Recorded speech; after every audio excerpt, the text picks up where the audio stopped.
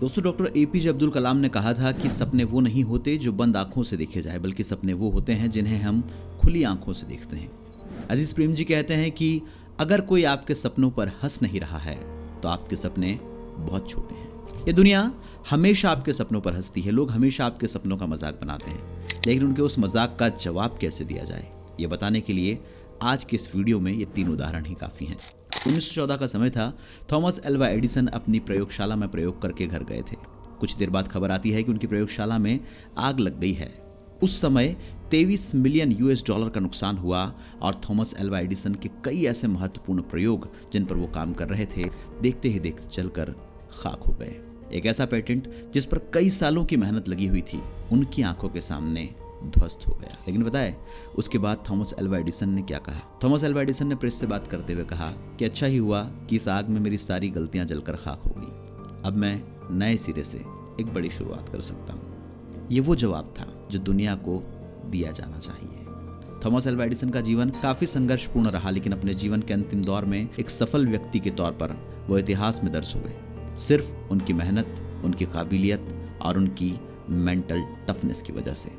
दूसरे उदाहरण पर आते हैं। दुनिया में एक समय ऐसा था जब लोग ये सोच भी नहीं सकते थे कि मनुष्य कभी उड़ भी सकता है। दौर था सन 1989 के आसपास का, जब दुनिया में इस तरह की खबरें थी कि क्या मनुष्य का उड़ पाना संभव है।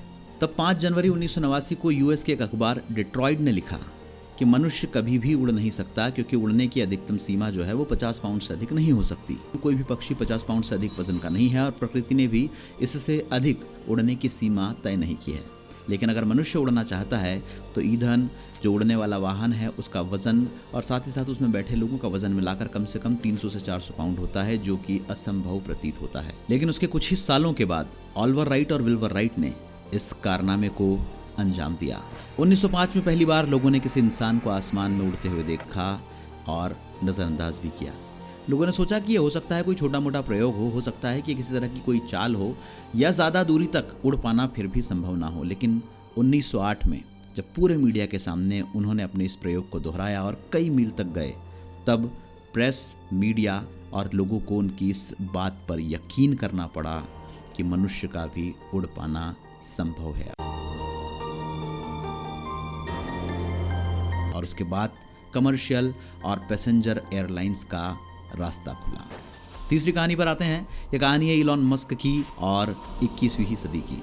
आप सब जानते हैं कि इलॉन मस्क दुनिया के सबसे क्रांतिकारी उद्योगपतियों में से एक है, लेकिन जब उन्होंने स्पेसएक्स की स्थापना की और लोगों को अपने सपने के बारे में बताया, तब हर किसी ने उनके सपने पर विश्वास नहीं किया। एक ऐसा शख्स जो स्पेस ट्रैवलिंग को कमर्शियल करना चाहता है, जो स्पेस ट्रैवलिंग को आसान बनाना चाहता है, उसका सपना है कि दुनिया में कोई भी व्यक्ति पृथ्वी से लेकर किसी दूसरे ग्रह तक ट्रैवल कर सके, वो भी कम कीमत पर।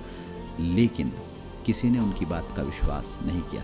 जब रशिया से रॉकेट खरीदने के लिए गए, तब रशिया ने उनके प्रपोजल को रिजेक्ट कर दिया, क्योंकि महंगे रॉकेट ही उस वक्त तक दुनिया में सरवाइव करते थे। लेकिन इलॉन मस्क ने अपने हार्डवर्क से, अपनी स्ट्रेंथ से और अपनी मेंटल टफनेस से ये साबित किया कि सस्ते रॉकेट भी बनाए जा सकते हैं। और उनका ये प्रयोग जब दुनिया ने पहली बार देखा तो फेल हुआ। जब दूसरी बार देखा फिर उनका प्रयोग फेल हुआ।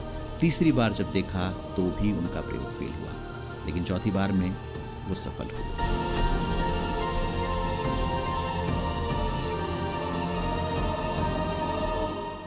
हम अक्सर ये सोचते हैं कि अगर हम पहली बार में फेल हो गए, इसका मतलब कि हम कुछ नहीं कर सकते।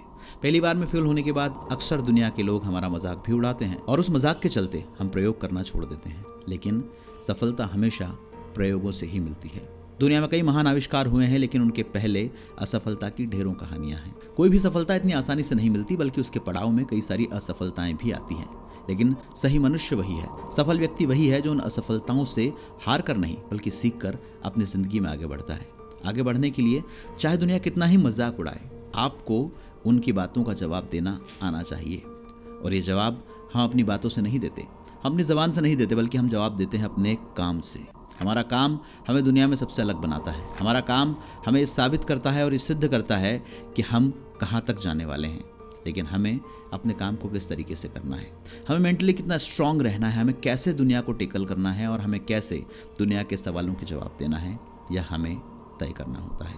उम्मीद करता हूँ ये तीनों उदाहरण आपकी ज़िंदगी को एक नज़रिया देने का काम करेंगे। वीडियो अच्छा लगा हो तो प्लीज़ वीडियो को लाइक कीजिएगा, ज़्यादा से ज़्यादा लोगों से शेयर कीजिएगा और हमारे इस चैनल को सब्सक्राइब भी कीजिएगा ताकि ऐसे ही वीडियो आपके लिए हम और लेकर आते रहें।